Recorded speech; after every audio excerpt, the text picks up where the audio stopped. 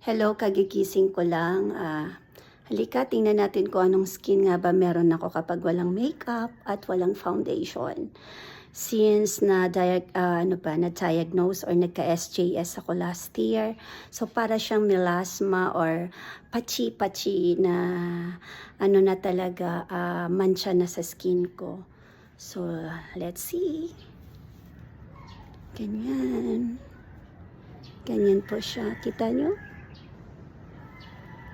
So, ganyan po yung ating skin. Though, hindi ako pinagpala ng magandang skin, pumangit palalo nung ako ay na-diagnose ng SJS. Ano ba yung SJS na yan? Yan po yung Stevens-Johnson syndrome na sabi na aking doktor ay life-threatening. Pwedeng ikamatay natin. Saka, yun nga, rare siya, no? At isa ako sa natamaan nun.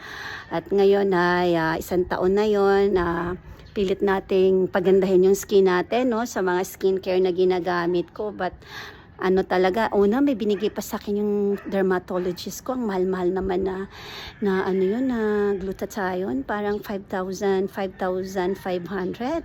30 capsule lang, pero nang hinayang ako, parang ayoko na. Mahal, hindi ko kaya, hindi ko afford. Okay na yan, paunti-unti. Tingnan natin kung gaganda ba yan. But yun nga siya. Sa ngayon, ito ang gamit ko na Aveeno na kasi nga sensitive skin na ako, bawal na po ako sa may mga chemicals na mga skincare. Pinagbawal yan sa akin ng aking dermatologist. Even yung mga shampoo ko dapat dapat sulfur free. Yan, ito. Ang nakita ko lang dito or nagustuhan ko dito sa Aveeno, ang ganda niya talaga, natural siya, no? At pwede siya sa sensitive skin katulad ko na dumanas na nga po ng SJS. So yan siya. So imagine dito, dami-dami kong wrinkles dito. Ganun yan, but ayan na po siya. Kahit pa paano, may pagbabago naman. Ilang buwan ko na ba ito ginamit si Aveeno? Mga 4 months pa lang naman. So kahit pa paano, nagustuhan ko siya.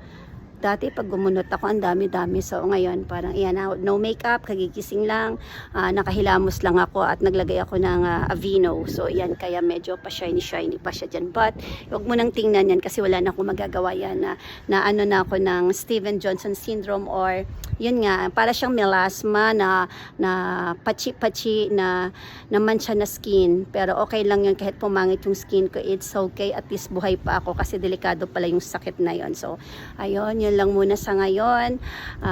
Lagi tayong magdasal at pagpalain tayo. Hindi naman importante yung panlabas na ganda, 'di ba? Ang importante siguro yung kalooban natin. Maganda nga tayo, maganda yung face natin, skin natin. Hindi naman maganda yung kalooban natin, 'di ba? Ako, guilty ako doon. Ganun